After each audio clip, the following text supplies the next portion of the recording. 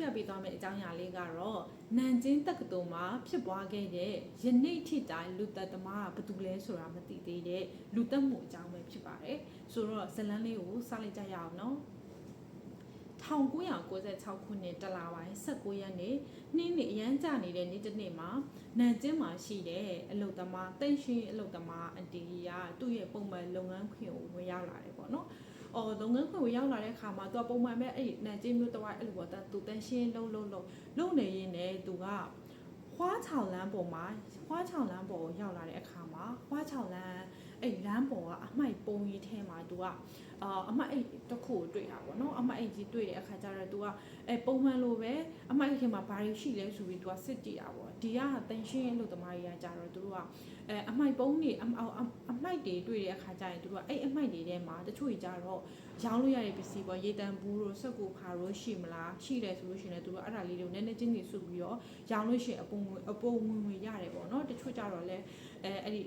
မတုံးတော့တဲ့လက်စစ်ပစ္စည်းတွေစွန့်တာတွေပါညာဆိုရင်သူတို့အိမ်အတွက်အသုံးလို့လို့ရှိရင်ပြန်တဲသွားတာတို့ပါလို့ရှိတာဟုတ်အဲ့ဒါဆိုတော့ तू ကလည်းအဲ့လိုပုံမှန်အဲ့လိုလူမျိုးတွေကပါတာပေါ့နော်အဲ့ဒါဆိုတော့ तू သူ့အိမ်အတွက်အသုံးလို့တဲ့ဟာများရှိမလားဆိုပြီးတော့ तू ကအဲ့ဒီအိတ်ထဲကိုအရင်ဖွင့်ရှာတာပေါ့နော်အကုန်လုံးမစွန့်ပစ်ခင်ပါအဖွင့်ရှာတဲ့အခါကျတော့အဲ့ဒီထဲမှာအနက်ရောင်အိတ်တစ်ခုကို तू တွေ့တယ်ပလတ်စတစ်နဲ့ထည့်ထားတယ်အနက်ရောင်အိတ်ပေါ့နော်တွေ့တဲ့အခါကျတော့အဲ့ဒီအိတ်အဲ့ဒီအိတ်လေးကို तू ဖွင့်ကြည့်လိုက်တဲ့အခါမှာတွေ့တယ်အဲ့မှာ तू အသားတွေကိုတွေ့ရအသားရင်းတွေ့တဲ့အခါကျတော့ तू ကဒါဝသားတွေပဲဖြစ်မယ်ပေါ့နော် तू အဲ့လိုပဲထင်လိုက်တယ်တချို့ဒီမှာကျတော့သူတို့ကလက်ဆက်တွေပဲစားကြတာများတော့မစားချင်လို့စွန့်ပစ်လိုက်တာလို့ပဲ तू ထင်တာပေါ့နော်ထင်တဲ့အခါကျတော့ तू ဒီအသားတွေကို तू အိမ်ယူရမယ်ဆိုပြီးတော့ तू အဲ့လိုတိန်းထားလိုက်တာပေါ့နော် तू အလုပ်လုပ်နေတိန်းထားလိုက်တယ်အဲ့ဒါနဲ့ तू ညနေကျတော့ तू အိမ်ပြန်တယ်ပေါ့နော်အလုပ်စင်းတင်ရောက်တော့ तू အိမ်ပြန်သွားပြီးအိမ်ရောက်တဲ့အခါကျတော့ तू ကငါနေ့လည်ယူလာတဲ့အသားကြီးချက်ဖို့အတွက်ရေဆေးလောက်အောင်မယ်ဆိုပြီးတော့အဲ့ထုတ်ကိုယူလာပြီးတော့အဲ့ဘေးချင်းသွားပြီးတော့အသားတွေရေဆေးဖို့အသားတွေကိုတွန်ချလိုက်တာတွန်ချလိုက်တဲ့ခါမှာတော့ဘာတွေ့လဲဆိုတော့အဲ့အသားတွေရဲ့အထဲမှာအဖြတ်ခံထားတဲ့လူရဲ့လူရဲ့လက်ချောင်းသုံးချောင်းတော့တွေ့ရပါဘောနော်အဲ့ဒါနဲ့ तू ကအရန်လန့်သွားတယ်လက်ချောင်းသုံးချောင်းလူလက်ချောင်းသုံးချောင်းထွက်လာတယ်ဆိုအရန်လန့်သွားတဲ့ခါမှာ तू ကချက်ချင်းရဲကိုဖုန်းဆက်တာရဲကိုဖုန်းဆက်တော့ရဲတွေကလည်းရောက်လာတယ်ရဲတွေကလည်းအမှစစ်ကြည့်တဲ့အခါကျဒီလက်သုံးချောင်းက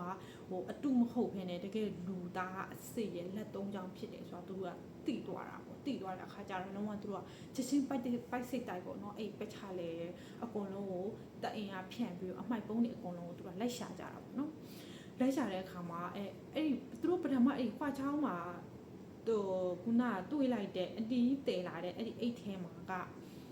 4ချိန်ဘယ်လောက်ရှိလဲဆိုတော့ 0.8 kg လေးတယ်ပေါ့နော်အဲ့ဒီအသားထုတ်ကလက်ချောင်းသုံးချောင်းပါတဲ့အသားထုတ်က 0.8 kg လေးတယ်အဲ့ဒီသူတို့ဆက်ရှာရင်းနဲ့နောက်တနေရာပေါ့နော်အမှတ်73တာရွရင်လမ်းပေါ်မှာရှိတဲ့အမိုက်ပုံအကြီးထဲမှာလည်းသူတို့အဲ့လိုပဲအမိုက်အိတ်ကိုသူကထပ်တွေ့တယ်ထပ်တွေ့တော့အဲ့ဒီလမ်းအဲ့ဒီအမိုက်အဲ့ဒီအိတ်ထဲမှာအဲ့အသားရည်အပြင်းနဲ့အမိုက်အိတ်ပေါ့နော်အဲ့အသားရည်ပြင်းနဲ့အမိုက်အသားရည်ပြင်းနဲ့အဲ့ဒီအိတ်ထဲမှာကြတော့သူက 0.7 kg လေးတယ်ပေါ့နော်အဲ့ဒါတရက်ထဲမှာရှာတွေ့ရနော်အဲ့ဒါပြီးတော့သူတို့နောက်ရက်တွေဆက်ရှာတဲ့အခါကျတော့သူတို့နန်ကျင်းတက္ကသိုလ်နဲ့နီးတယ်ပေါ့နော်အဲ့ဒီလူနေရက်ကွက်တစ်ခုပေါ့နော်လူနေရက်ကွက်ကကြတော့သူက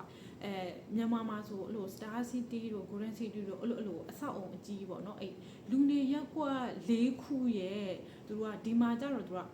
အမိုက်ပုံးကိုဆိုလို့ရှိရင်ပုံမှန်အမိုက်ပုံးဟာတွေရှိတဲ့အပြင်မှာအဲ့လိုပေါ့ဘုံအမိုက်ပုံးကြီးလိုမျိုးသူကထားပေးထားတာပေါ့နော်အဲ့ဒီနေရာမှာဒီလူနေရက်ကွက်ရဲ့အတွက်ကိုထားပေးထားတဲ့သူတို့ရဲ့တကားပေါက်ရဲ့အမှိုက်ပုံအကြီးထဲမှာနောက်ထပ်သူတို့ကလက်ဆွဲအိတ်2အိတ်ကိုသူကထပ်တွေ့တယ်အဲ့လက်ဆွဲ2အိတ်ကကြတော့သူကနာမည်ရေးထားတယ်တအိတ်ကကြတော့ရှန်ဟိုင်းခီးသွားအိတ်နဲ့နောက်တအိတ်ကကြတော့ကုလင်ခီးသွားအိတ်ဆိုပြီးတော့အဲ့ဒီအိတ်တွေထဲမှာလည်းအဲ့လိုပဲအသားတွေကိုထပ်တွေ့တယ်ဆိုတော့ရှန်ဟိုင်းခီးသွားအိတ်ကကြတော့5 kg အလေးချိန်ရှိတယ်ကုလင်ခီးသွားအိတ်ကကြတော့6.5 kg အလေးချိန်ရှိတယ်အဲ့ဒီပြုံမှာကိုရီပုံမှန်ဈေးသွားဝင်ရင် တုံးနေကျွတ်ရဲ့အနက်အသေးပုံစံမျိုးအဲ့လိုအဲ့အသေးနဲ့လဲ0.5 kg ရှိတဲ့အလေးချိန်ရှိတဲ့တက်အိတ်ရယ်0.6 kg အလေးချိန်ရှိတဲ့တက်အိတ်ရယ်သူတို့ထပ်တွေ့တယ်ပေါ့နော်သူကနောက်ပိုင်းမှာလည်းထပ်တွေ့တာအများကြီးရှိတယ်နောက်ပိုင်းဟာယူတော့ကိုမပြောပြတော့ဘူးပေါ့နော်အဲ့နဲ့သူတို့အဲ့လိုရဲတွေလိုက်ရှာရင်းနဲ့စုပေါင်းသူတို့တွေ့တဲ့အိတ်ကအဲ့စုပေါင်းက10အိတ်တွေ့တယ်ဆိုတော့အဲ့ဒီ10အိတ်သူတို့ရှာတွေ့တဲ့အဲ့10အိတ်ထဲမှာရှိတဲ့အသားတွေကလည်းသူအသားအရေအတွက်စုပေါင်းက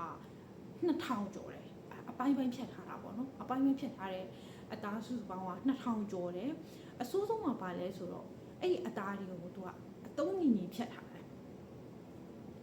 ညီနေအောင်ဖြတ်ထားတာပေါ့နော်အဲ့2000ကျော်အတုံးညီတဲ့အပြင်မှာအဲ့ဒီအသားတွေကရိုးတန်းမဟုတ်ဘဲနဲ့ရေနွေးစုထဲမှာပြုတ်ထားတဲ့အသားပုံစံမျိုးပေါ့နော်ပြီးတော့နောက်တစ်ခုကအဝတ်ပေါ့နော်တေဆုံးတဲ့သူရဲ့အဝတ်လို့တတ်မှတ်လိုက်ရတဲ့အဝတ်တွေ့တယ်ပြီးတော့နောက်တစ်ခုဥကောင်းပေါ့နော်ဥကောင်းကကြတော့သူတို့ကန်ကောင်းတာတခုကဥကောင်းကအရင်မပြတ်စေသေးဘူးတခြားအသားတွေကတော့လုံးဝ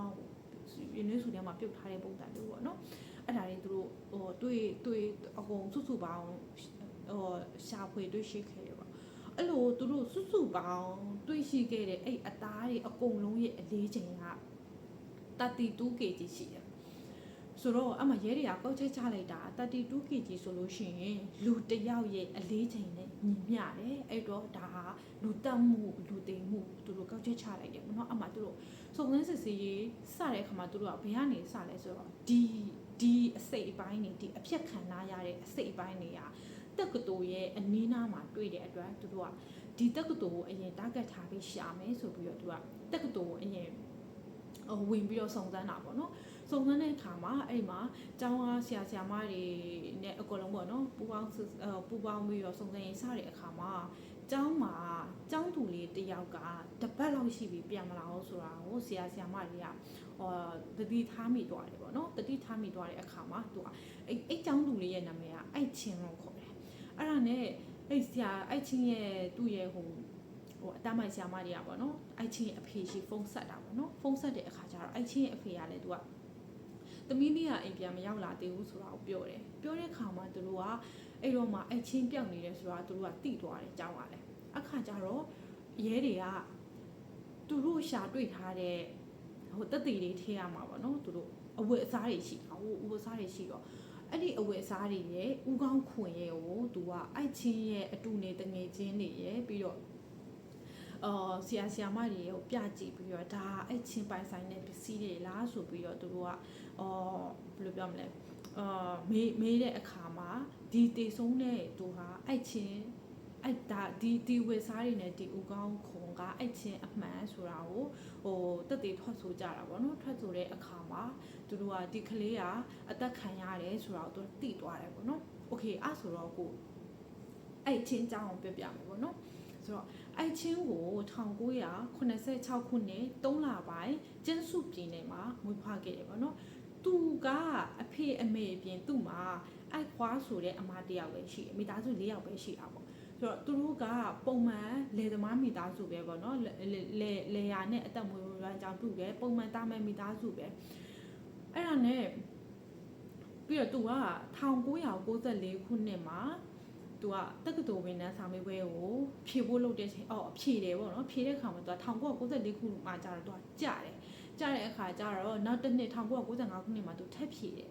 အခါကျတော့သူကအောင်သွားတယ်ပေါ့နော်အောင်သွားတဲ့အချိန်မှာသူကသူ့နယ်မှာရှိတဲ့ကျောင်းကိုသူကမတက်ချင်ဘူးဒီနယ်ကမဟုတ်တဲ့ကျောင်းတစ်ခုခုမှာမတက်ချင်တယ်ပေါ့နော်အဲ့ခါကျတော့သူ့အမတွေကသူ့အမကအိုက်ခွာနဲ့သူ့အကိုတဝင်းခွဲကသူ့ဒီနန်ကျင်းတက္ကသိုလ်ကျောင်းလျှောက်ပေးတာဒါပေမဲ့သူအမှတ်ကလည်းအရန်မများတော့ဥမာ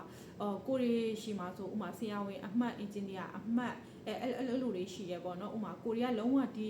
ဟာကိုအမှတ်မမီဘူးဆိုလို့ရှိရင်ပုံမှန်အဝေးတင်သွားမလားပေါ့ဒါမှမဟုတ်လည်းအပြင်ကျောင်းတစ်ခုခုတက်မလားအဲ့လိုပေါ့သူကလည်းအမှတ်ကအရန်မမီနေဘူးဒါပေမဲ့မမီနေတဲ့အတွက်ကြောင့်သူ့အမနဲ့သူ့အကိုနေကဒီနန်ကျင်းတက္ကသိုလ်မှာရှိတဲ့အဲ့မေဂျာတစ်ခုပေါ့နော်အဲ့တစ်ခုကိုရှောက်ပေးလိုက်တာပေါ့ရှောက်ပေးတဲ့အခါမှာသူကဒီကျောင်းကိုရောက်လာတယ်ပေါ့နော်ဝင်ခွင့်ရသွားတယ်ပေါ့နော်နန်ကျင်းတက္ကသိုလ်ကအဲ့ဒီမှာဝင်ခွင့်ရသွား ဝင်ခွင့်ရသွားပြီးတော့သူကအเจ้าမှာအဆောင်မှုဖြစ်တာဝန်ယူရတယ်ပေါ့နော်အเจ้าကသူ့အဆောင်မှုဖြစ်ထားလိုက်တယ်ပေါ့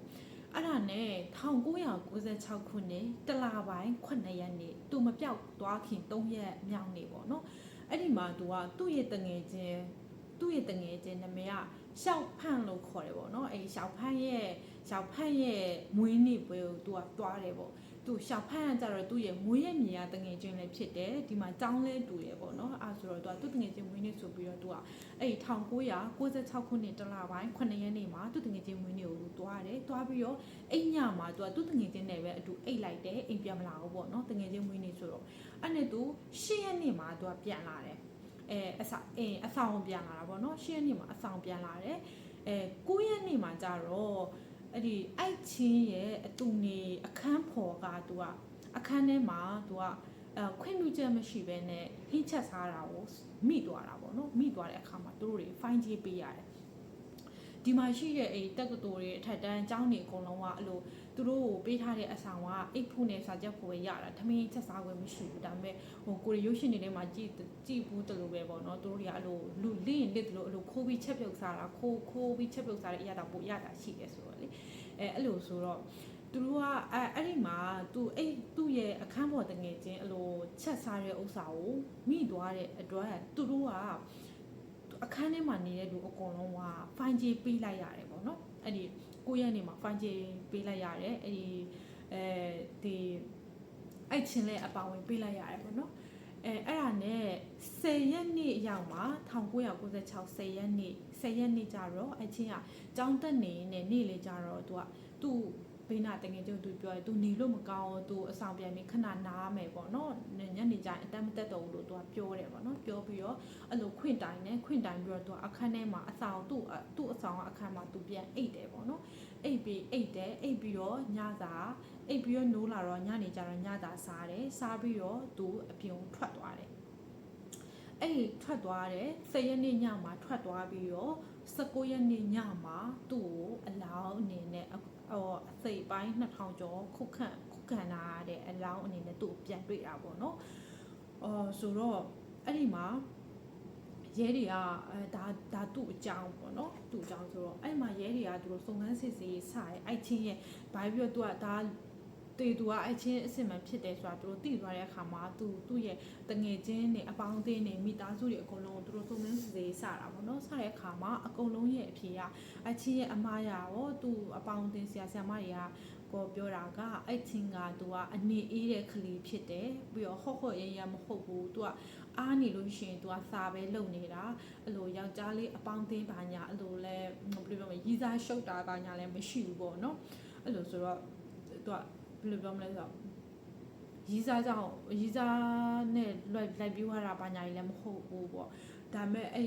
ဒီမှာသူထွက်သွားတဲ့10ရက်နေ့ထွက်သွားတဲ့အချိန်မှာမျက်မြင်သက်သေတွေကပြောတာအရာကြတချို့တွေကကြတော့तू က9ရက်နေ့တုန်းကသူဖိုင်းချပေးရတာစိတ်အဆင်မပြေလို့တယောက်ထိနေခြင်းလို့ထွက်သွားတာပေါ့တချို့ကြတော့လဲतू မြစ်ပေးမှလည်းရှောက်နေရတွေ့ရပေါ့တချို့ကြတော့ तू ငေါ့သမင်းသွားညက်မယ်လို့ပြောသွားတယ်ပေါ့ဒါပေမဲ့အဖြေတွေကအဲ့လိုအတိအကျမရှိအဲ့လိုမျိုးတွေပေါ့နော်ထွက်သွားတာလဲ10ရက်လောက်ကြာပြီဆိုတော့အဲ့ဒီ तू မြင့်မြင့်တက်တက်ရဲ့ပြောတာလဲအမှန်ဟုတ်မဟုတ်တော့သူတို့မသိဘူးပေါ့နော်ဆိုတော့အဲ့ဒါနဲ့ကိုရီစဉ်းစားကြည့်တာပေါ့နော်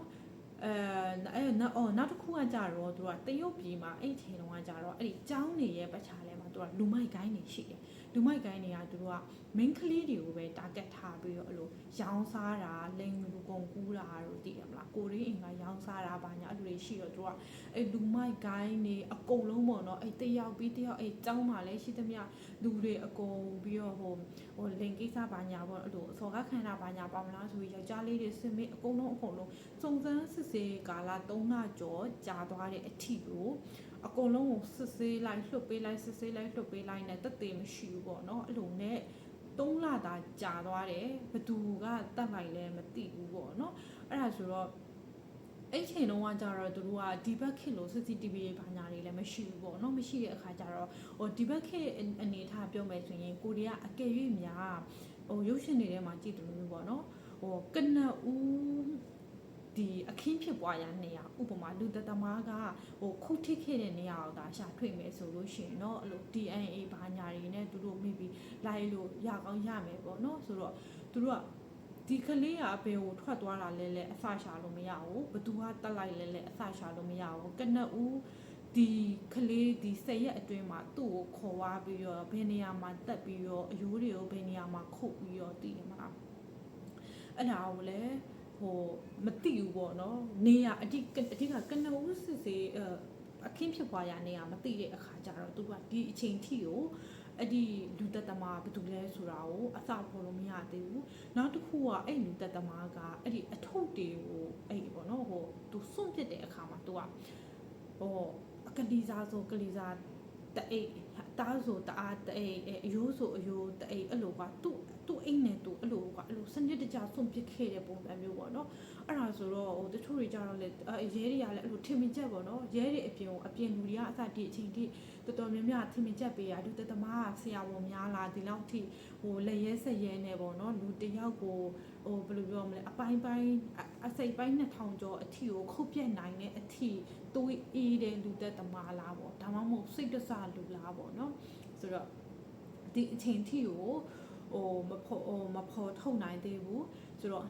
2016ခုနှစ်မှာတော့ဒီတရုတ်ပြည်ကရဲတွေကဒီအိုက်ချင်းရဲ့အမှုနဲ့ပတ်သက်ပြီးတော့သူတို့ကစာတစောင်ထပ်ထုတ်တယ်ပေါ့နော်ဒီအမှုကမဖြေရှင်းနိုင်သေးဘူး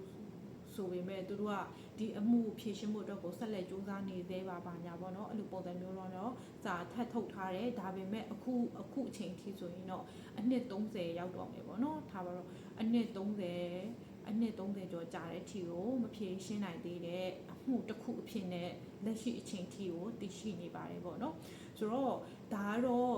ဒီနန်ကျင်းတက္ကသိုလ်မှာဖြစ်ပွားခဲ့တဲ့အိုက်ချင်းရဲ့